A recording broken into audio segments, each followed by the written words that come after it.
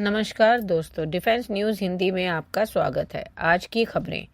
Germany के 6th generation FCAS कार्यक्रम में भारत को पर्यवेक्षक का दर्जा मिल सकता है।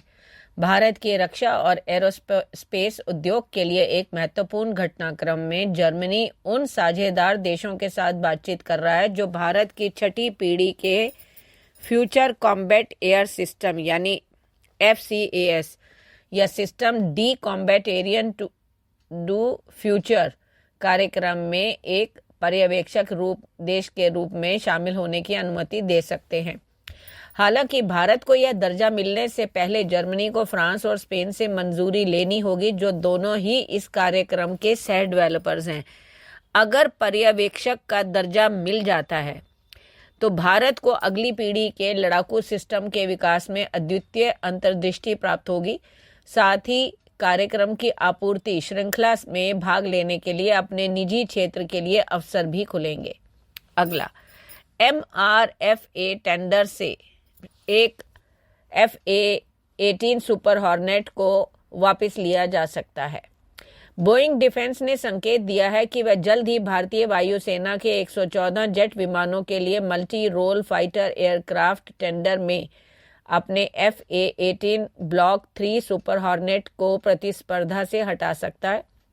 यह संभावित निर्णय ऐसे समय में आया जब बोइंग को 2027 तक सुपर हॉर्नेट उत्पादन लाइन को बंद करने की संभावना का सामना करना पड़ रहा है, मुख्य रूप से नए ऑर्डर की कमी और संभावित अंतर्राष्ट्रीय ग्राहकों की सीमित रुचि के कारण।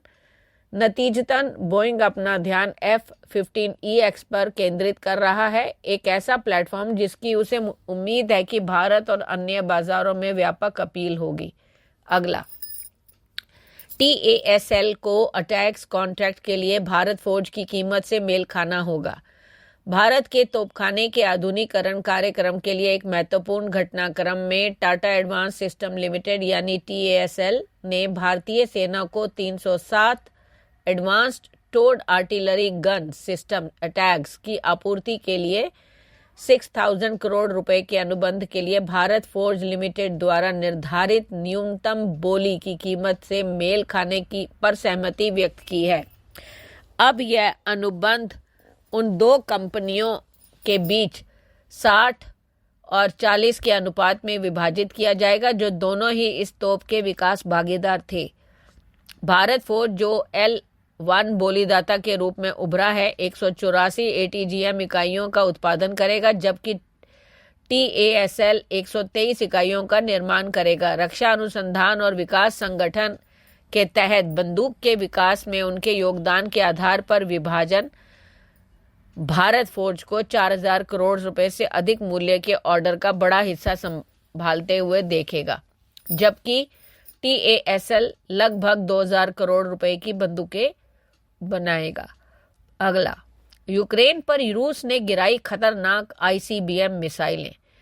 रूस ने यूक्रेन के दिनीप्रो शहर पर 21 नवंबर की सुबह 5 से 7 बजे के बीच ICBM मिसाइलों से ताबड़तोड़ हमला किया। इस जंग में पहली बार इंटरकॉन्टिनेंटल बैलिस्टिक मिसाइलों से हमला किया गया है। संभावना है कि इसके लिए रूस ने RS-26 रुब्ज़ मिसाइलों का इस्तेमाल किया है, जिसे अस्त्राखान इलाके से दागा गया था। यूक्रेन की वायुसेना ने इस हमले की पुष्टि की है। इस मिसाइल के अलावा किंजल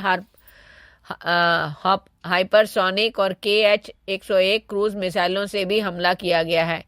यूक्रेनी वायुसेना ने इस बात की पुष्टि की है और उनके महत्वपूर्ण संस्थानों, इमारतों और ढांचों को नुकसान पहुंचा है। इस हमले में गैर परमाणु हथियारों का इस्तेमाल किया गया है। क्रूज मिसाइलों को दागने के लिए रूस ने अपनी लंबी दूरी के बमवर्षक Tu-95MS का इस्तेमाल किया है। ये बमवर्षक वोल्गोग्राड इलाके में से उड़े थे, जबकि किंजल हाइपरसोनिक मिसाइलों को ताम्बोव इलाके से उड़े MiG-31 के फाइटर जेट से दागा गया था। अगला, रूस कर सकता है कीव पर न्यूक्लियर मिसाइल RS-26 से हमला, यूक्रेनी इंटेलिजेंस का दावा। यूक्रेन ने रूस के हमले के डर से कुर्स्क इलाके में 12 स्टॉर्म शेड मिसाइलों से हमला किया है। वहीं अब खबरें ये आ रही हैं कि रूस अपनी RS-26 रुबेज न्यूक्लियर ICBM मिसाइल से कीव पर हमला कर सकता है। इस बीच अमेरिका ने यूक्रेन को एंटी पर्सनल लैंड माइंस का इस्तेमाल करने की अनुमति दे दी है। यूक्रेन की इंटेलिजेंस का दावा है कि रूसी सेना अपने इंटरकॉन्टिनेंटल बैलिस्टिक मिसाइल RS-26 रुबेज को दागने की तैयारी कर रहा है। इस मिसाइल का वजन 36,000 किलोग्राम है।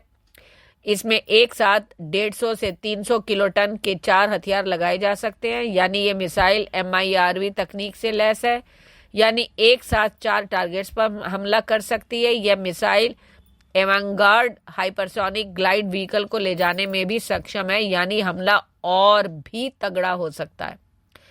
अगला, पहले मिसाइलें अब लैंड माइंस। यूक्रेन की मदद के लिए इतने उतावले क्यों हैं बाइडन? अमेरिका ने यूक्रेन को एंटी पर्सनल लैंड माइंस भेजने का फैसला किया है, जो रूस के खिलाफ इस युद्ध में एक अहम मोड़ साबित हो सकता है। इससे पहले वाशिंगटन ने यूक्रेन को रूस के भीतर लंबी दूरी की अमेरिकी मिसाइलों के इस्तेमाल की अनुमति दी थी। बाइडन प्रशासन की ये तेजी और बड़े फैसले कई बड़े सवाल खड़े कर रही है कि क्या ये कदम ट्रंप के सत्ता में लौटने से पहले यूक्रेन को निर्णायक बढ़त दिलाने की कोशिश है या नहीं। धन्यवाद।